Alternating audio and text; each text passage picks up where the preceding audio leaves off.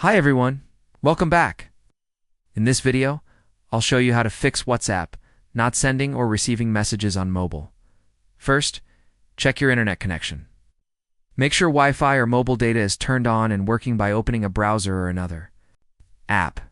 If it's not working, restart your router or switch networks. Next, open your phone settings and look for app permissions. Make sure WhatsApp has access to data, Wi-Fi, and background activity. Without this, messages may not come through. If messages are still stuck, go to App Settings, tap Storage, and clear the cache. Don't worry, this won't delete your chats. Also, double-check your phone's date and time. If it's wrong, WhatsApp may not sync properly with the servers. Set it to automatic to avoid issues. If nothing works, open the Play Store or App Store, search for WhatsApp, and update it to the latest version. Updates often fix bugs and connection problems.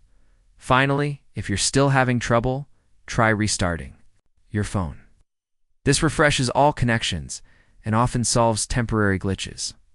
And that's it. That's how you fix WhatsApp not sending or receiving messages on mobile. For more tutorials just like this one, make sure to check back again.